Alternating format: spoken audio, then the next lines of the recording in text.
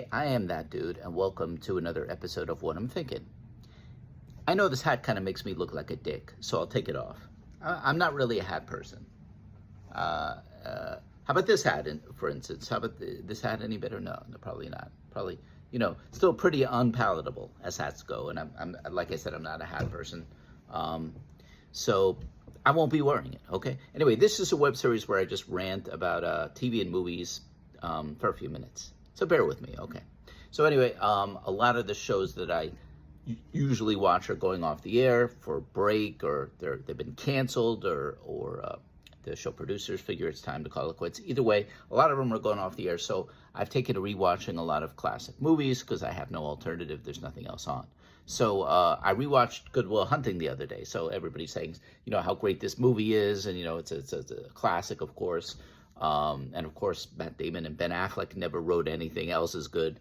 So I don't know. Anyway, there's that famous classic scene in the park where Robin Williams delivers that monologue to Matt Damon after Matt Damon chastises Robin Williams about him grieving over the loss of his wife and him being, a shell of a man.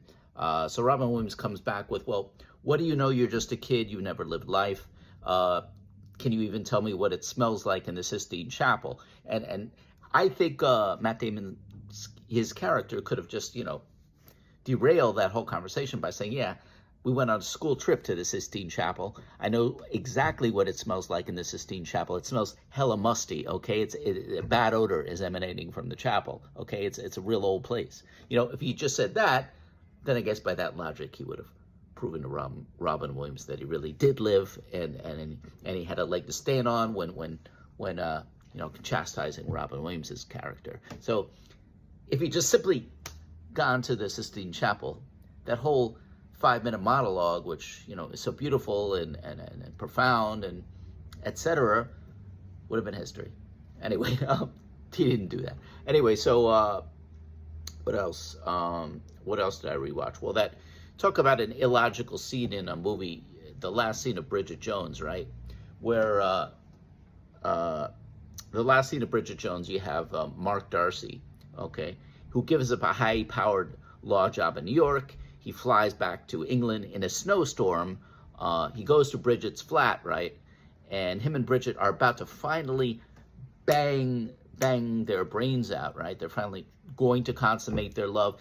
And at that exact moment, Mark Darcy sees a couple of disparaging journal entries in Bridget Jones's diary. And of course, then the man just thinks it's a good idea to go out to a diary store. There is one. It was about a block away, of course, and it's open at that hour. So he runs out to pick up a diary. That makes no sense. Any man will tell you if you're about to, have sex, the last thing you're going to do is run out and buy a diary for some woman. And, it's not like coitus interruptus over a diary, or it's not like what you wrote about him in that diary needed to be corrected at that moment, right? I'm reasonably confident in saying this, that I think that sex ranks much higher in most men's priority lists than correct journal entries, it's not like Darcy was fact-checking Nelson Mandela's diary or anything. It's not like he had to go out at that moment. I gotta get this corrected in writing, okay? Didn't make any sense. Still doesn't make any sense. Why did they do that?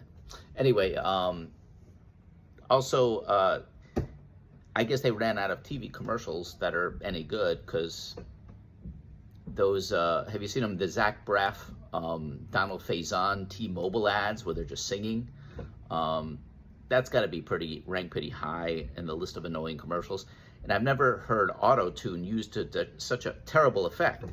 Who told these guys they could sing? Somebody please give Zach Braff an indie film to star in, so he doesn't have to keep making these horrible commercials. They're really tough to listen to. Talking about annoying TV ads. You have that Target ad where they have Kristen Wiig from SNL. So she's basically playing a Target employee the way she did on that sketch on SNL, and she's playing basically a hyperactive, dithering fool.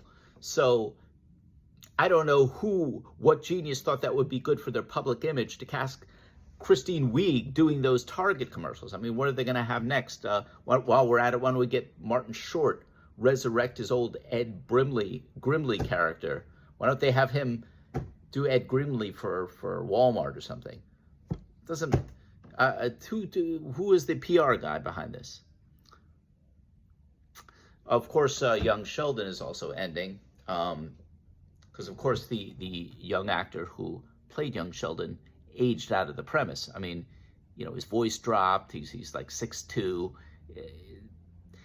Basically, if that show continued, they'd have to rebrand it, not Young Sheldon, but 2 weeks ago Sheldon, because that's what he looks like. He looks like he's like 2 weeks shy of 25 years old now at this point. Well, I guess that's about it for this installment of What I'm Thinking. I hope you enjoyed it, and keep living your life.